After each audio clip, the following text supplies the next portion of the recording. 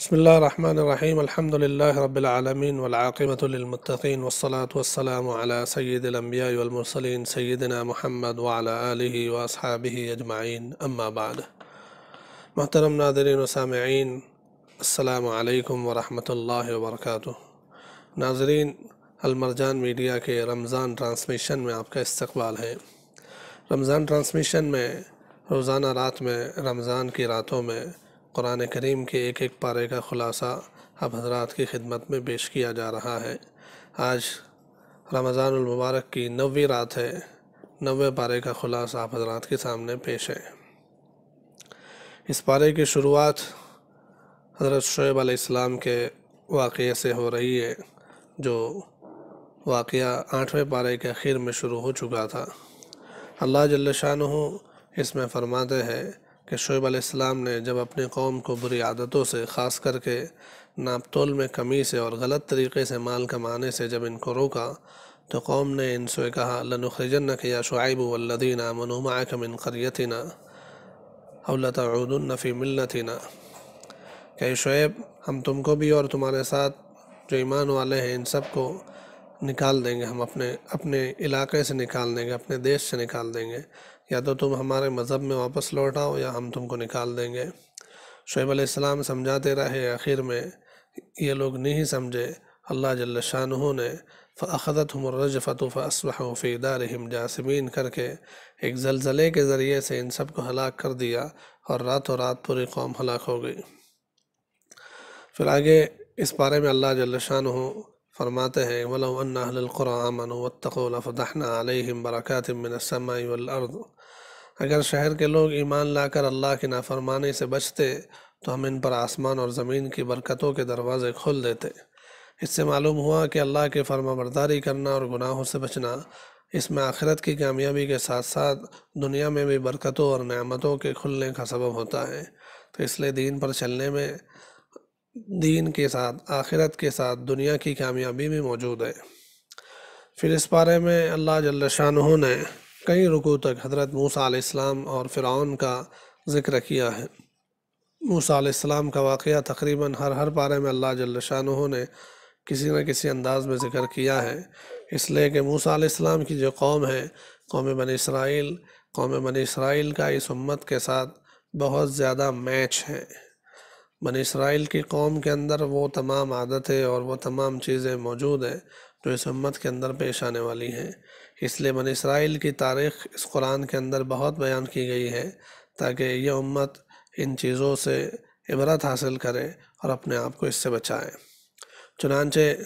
بنی اسرائیل جو موسیٰ علیہ السلام سے پہلے فرعون ان پر بہت ظلم کیا کرتا تھا، اور موسیٰ علیہ السلام جب اللہ جل شانہ کی طرف سے نبی بنا کر بھیجے گئے تو موسیٰ علیہ السلام نے فرعون کے دربار میں جا کر دعوت دی اور ایک اللہ کی طرف انہیں بلایا۔ فرعون نے دلیلیں مانگی، موسیٰ علیہ السلام نے معجزے پیش کیے، تو معجزوں کو یہ جادو سمجھ کر جادو کا مقابلہ کرنے کے لیے جادوگروں کی فوج لے آیا، اور ان جادوگروں کے ذریعے سے موسیٰ علیہ السلام اور ان کا نام و نشان مٹانے کے بڑے ارادے انہوں نے کیے۔ اللہ جل شانہ کی شان یہ کہ موسیٰ علیہ السلام نے جادوگروں کے ساتھ مقابلہ ایسا کیا کہ عجیب و غریب طرح سے انہیں شکست ہوئی۔ جادوگر اپنی یہ عجیب و غریب قسم کی شکست کو دیکھ کر حقیقت سمجھ گئے اور ایمان میں داخل ہو گئے، موسیٰ علیہ السلام اور ان کے رب پر ایمان لے آئے۔ فرعون اس واقعے کو دیکھ کر اور زیادہ غضب میں آ گیا اور اس نے جادوگروں کو لٹکا دیا اور جادوگروں کو انہیں شہید کر دیا۔ اس کے بعد فرعون کی زیادتیاں بنی اسرائیل کی طرف اور بڑھ گئی، اس کا ذکر ہے۔ پھر اللہ جل شانہ کی طرف سے ڈھیل دیتے ہوئے تنبیہ کے طور پر چند چھوٹے چھوٹے عذاب یہ فرعون کی قوم پر بھیجے گئے تاکہ ان کو دیکھ کر یہ سمجھ جائے۔ لیکن یہ قوم بھی عجیب تھی، اچھے حالات ہوتے تھے تو کہتے تھے ہماری وجہ سے، اور جب تھوڑے تھوڑے عذاب آتے تھے 5 عذاب اللہ جل شانہ نے ان پر بھیجے۔ ایک تو اللہ جل شانہ نے فَأَرْسَلْنَا عَلَيْهِمُ الطُّوفَانَ وَالْجَرَادَ وَالْقُمَّلَ وَالضَّفَادِعَ وَالدَّمَ آیَاتٍ مُفَصَّلَاتٍ، اس میں طوفان، ٹڈیاں، جو اور مینڈک اور خون کا عذاب باری باری سے اللہ جل شانہ نے بھیجا۔ جب حالات بگڑتے تو روتے بلکتے آتے تھے موسیٰ علیہ السلام کے پاس کہ دعا کر دو عذاب ہٹ جائے، ہم ایمان لے آئیں گے۔ لیکن جیسے عذاب ہٹ جاتا تھا وہ نافرمانی کے اندر پھر چلے جاتے تھے اور انکار کرتے تھے، ایمان نہیں لاتے تھے۔ اس طرح سے جب بہت مرتبہ یہ ہو گیا، پھر اللہ جل شانہ نے یک بار کی پوری قوم کو فرعون سمیت غرق کر دیا، سمندر کے اندر ڈبو کر ہلاک کر دیا، اور موسیٰ علیہ السلام اور ان کے قوم بنی اسرائیل کو بچا لیا۔ قوم بنی اسرائیل جب سمندر سے پار ہو کر بچ کر نکل گئی تو پھر جس بستی میں گئے اس بستی میں لوگ بتوں کی پوجا کر رہے تھے۔ ان کو دیکھ کر اس عجیب و غریب قوم نے بھی اپنے لیے بھی ایک بت بنانے کی درخواست تھی موسیٰ علیہ السلام سے کہ ہمارے لیے بھی ایک بت بنا دو تاکہ ہم اس کی پوجا کریں۔ موسیٰ علیہ السلام نے انہیں سمجھایا اور ان کی نادانی کا رونا رویا۔ پھر آگے چل کر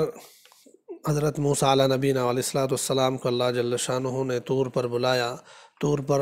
اللہ جل شانہ نے ان سے بات چیت فرمائی۔ موسیٰ علیہ السلام بات چیت کے بعد دیدار کی طلب میں آ گئے، اور اللہ جل شانہ نے اللہ جل شانہ سے دیدار کی درخواست کی کہ اللہ مجھے اپنا آپ دکھا دے، رب ارنی انظر الیک۔ اللہ جل شانہ نے منع کیا، پھر بھی انہوں نے درخواست کی۔ اللہ جل شانہ نے اپنی ایک چھوٹی سی تجلی پہاڑ کی چوٹی پر ڈالی، جس کی وجہ سے پورا پہاڑ ریزہ ریزہ ہو گیا۔ موسیٰ علیہ السلام بھی بے ہوش ہو کر گر گئے۔ پھر موسیٰ علیہ السلام نے اقرار کیا کہ اس دنیا کی آنکھ سے اللہ تیرا دیدار نہیں ہو سکتا۔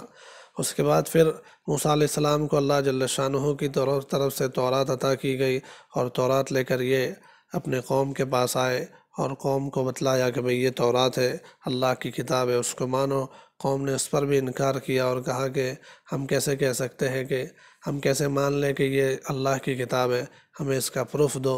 موسیٰ علیہ السلام قوم کے چند لوگوں کو لے کر طور پر گئے، اور وہاں اللہ جل شانہ کی طرف سے انہیں تورات اللہ کی طرف سے بھیجی گئی ہے، اس کی نشانیاں دکھلائی گئی۔ اس کے باوجود بھی قوم ادھر سے ادھر کرتی رہی، یہاں تک کہ موسیٰ علیہ السلام جب طور پر گئے ہوئے تھے تو اس قوم نے ایک بچھڑے کو اپنا معبود بنا لیا اور پھر اس کی سزائے بھگتی۔ اس طرح سے اس صورت میں اخیر تک،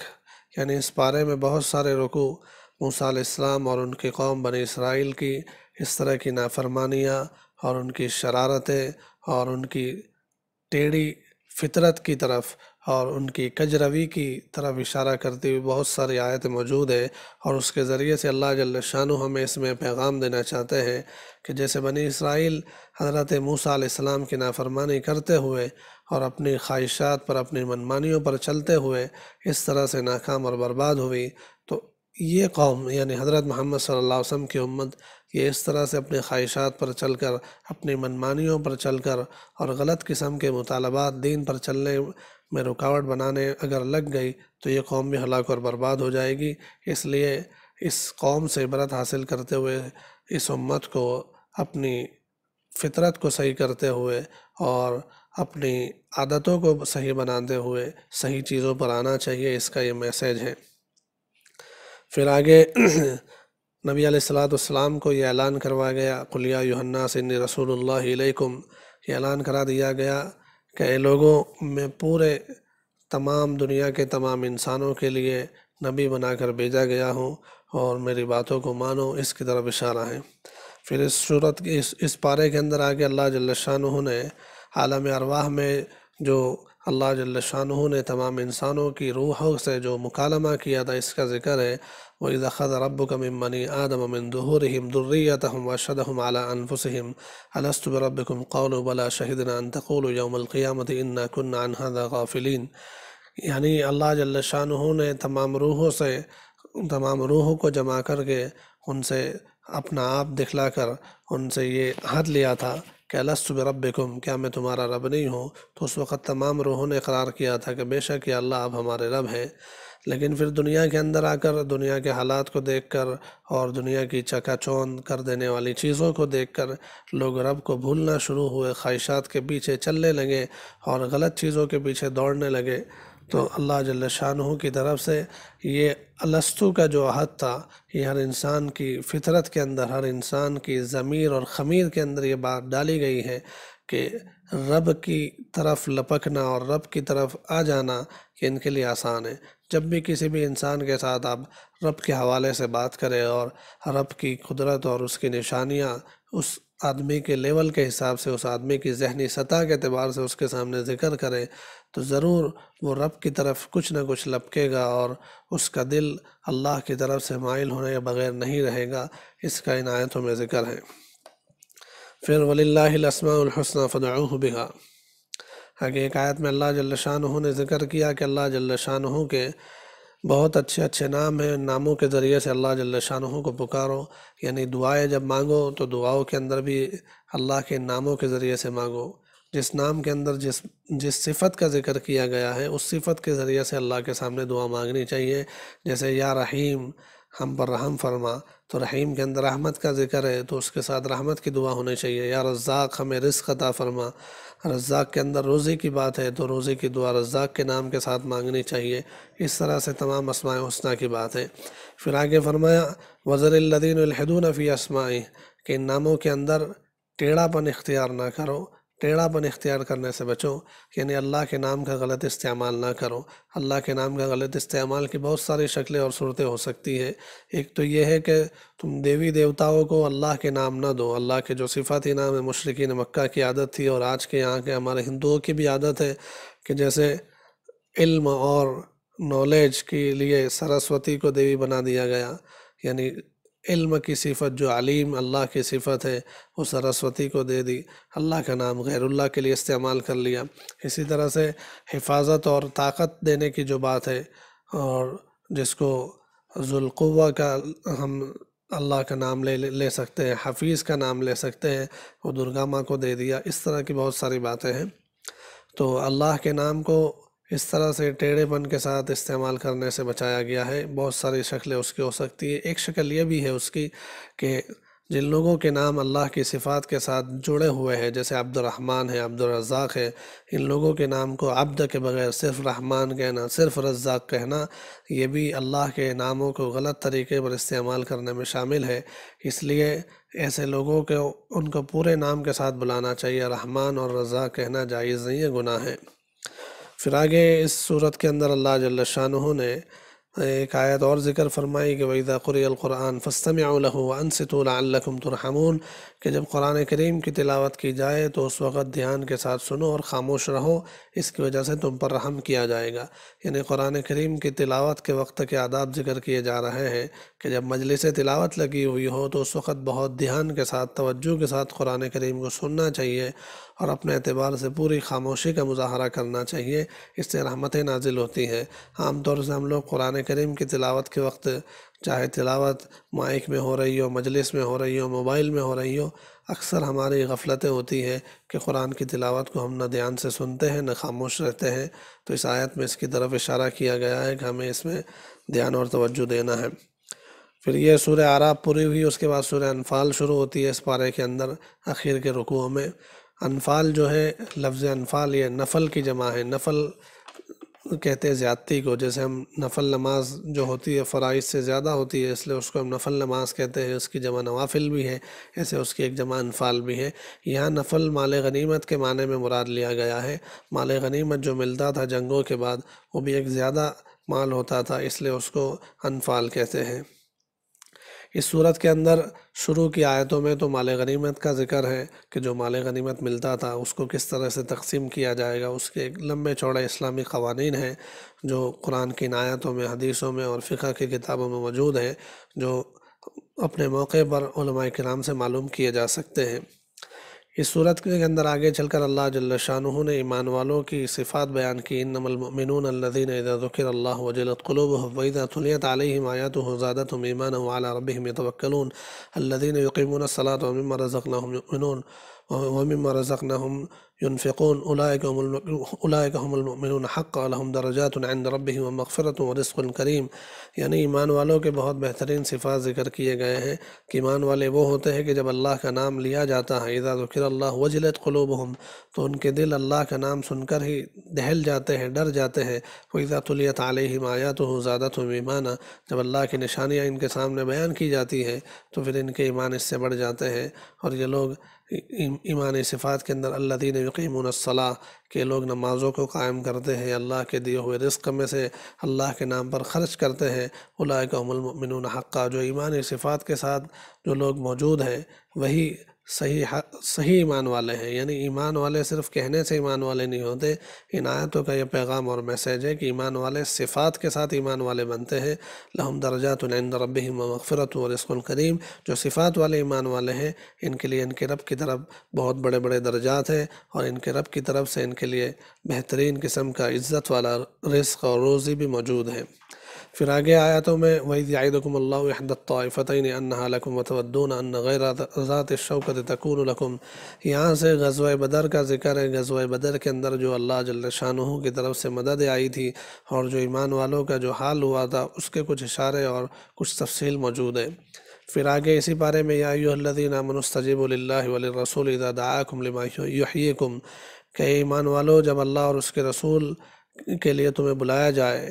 تو پھر تم اس کی پکار کا جواب دو، اس لیے کہ اس کے اندر تمہارے لیے زندگی ہے۔ اس سے پتہ چلا کہ اس کے اندر شریعت کے احکام کا ذکر ہے، شریعت کے تمام احکام یہ انسان کے لیے زندگی ہے، یعنی اس کے لیے اسی دنیاوی زندگی میں بھی اس کے اندر کامیابی موجود ہے اور آخرت کے اندر بھی اس کے اندر کامیابی موجود ہے۔ پھر آگے وَإِذْ يَمْكُرُ بِكَ الَّذِينَ كَفَرُوا لِيُثْبِتُوكَ أَوْ يَقْتُلُوكَ أَوْ يُخْرِجُوكَ وَيَمْكُرُونَ وَيَمْكُرُ اللَّهُ وَاللَّهُ خَيْرُ الْمَاكِرِينَ۔ اس آیت کے اندر اس واقعے کا ذکر ہے کہ جب مکے کے اندر مشرکین نے نبی علیہ السلام کو بہت زیادہ ستایا، اللہ کے حکم کے بعد ان کے لیے ہجرت کا حکم آیا، تو ہجرت سے پہلے مکے کے مشرکین جو ہے حضور علیہ السلام کو قتل کرنے کے لیے، آپ کو ٹھکانے لگانے کے لیے ایک سارے لوگ جمع ہوئے چرچا کرنے کے لیے کہ بھئی کیا کرنا ہے۔ دارالندوہ میں جمع ہوئے، کچھ لوگوں نے کہا کہ بھئی ان کو شہر سے نکال دیا جائے، کچھ لوگوں نے الگ الگ رائے دی۔ آخر میں یہ بات آئی کہ بھئی ان کو قتل کر دیا جائے، اور قتل کرنے میں سارے لوگ شامل ہوں تاکہ محمد صلی اللہ علیہ وسلم کا جو خاندان ہے یہ کسی سے بدلہ نہ لے سکے اور بدلہ لینے کی ان کے اندر طاقت نہ ہو۔ تو یہ وہ پلان کر رہے تھے، اس پلان کا ذکر ہے۔ ان کے پلان کے ساتھ اللہ جل شانہ نے فرمایا وَيَمْكُرُ اللَّهُ، اللہ بھی تدبیر کرتے ہیں، وَاللَّهُ خَيْرُ الْمَاكِرِينَ، اور اللہ کی تدبیر بہت بہترین ہوتی ہے۔ چنانچہ وہ لوگ پلان بناتے رہے، نبی علیہ السلام کو اللہ جل شانہ نے حفاظت کے ساتھ وہاں سے نکالا اور مدینہ منورہ پہنچایا، اور ایسا پہنچایا کہ چند سالوں میں مدینہ منورہ میں حضور علیہ السلام نے اسلام کا ایسا انقلاب برپا کیا کہ چند سالوں میں مکہ کی وہ ساری حکومت اور سارے سردار مارے گئے اور مکہ فتح ہو کر حضور علیہ السلام کے قدموں کے اندر آ گیا۔ تو یہ اللہ کی تدبیر کا ذکر ہے کہ جب بھی مشرکین اور جب بھی کافرین ایمان والوں کے خلاف سازش اور پلان کرتے ہیں، جیسا کہ آج کل ہو رہا ہے، تو اس میں بھی اللہ جل شانہ کی تدبیریں بہت عجیب و غریب ہوتی ہیں۔ ہم لوگوں کو سمجھ میں نہیں آتی کہ اللہ کی کیا تدبیریں ہیں۔ یہ جو حالات چل رہے ہیں، ان حالات میں بھی ہو سکتا ہے کہ اللہ کی کوئی عجیب و غریب کاریگری اور تدبیر کار فرما ہو۔ بس ضرورت اتنی ہے کہ ہمیں جن باتوں کے لیے کہا جاتا ہے کہ اللہ کی طرف زیادہ سے زیادہ متوجہ اور استغفار کرے، اس میں لگے رہے، اللہ کی طرف سے یہ حالات بہتری کا پیغام لے کر آنے والے ہیں۔ پھر آخر میں وَمَا كَانَ اللَّهُ لِيُعَذِّبَهُمْ وَأَنْتَ فِيهِمْ وَمَا كَانَ اللَّهُ مُعَذِّبَهُمْ وَهُمْ يَسْتَغْفِرُونَ کے اندر اللہ کی دو عادتیں اور اللہ کی دو عجیب و غریب سنتوں کا ذکر ہے۔ ایک تو یہ ہے کہ اللہ جل شانہ کی ایک سنت یہ ہے کہ کسی بھی قوم کے اندر جب نبی موجود ہوتے ہیں تو اللہ نبی کی موجودگی میں اس قوم کو عذاب نہیں دیتے،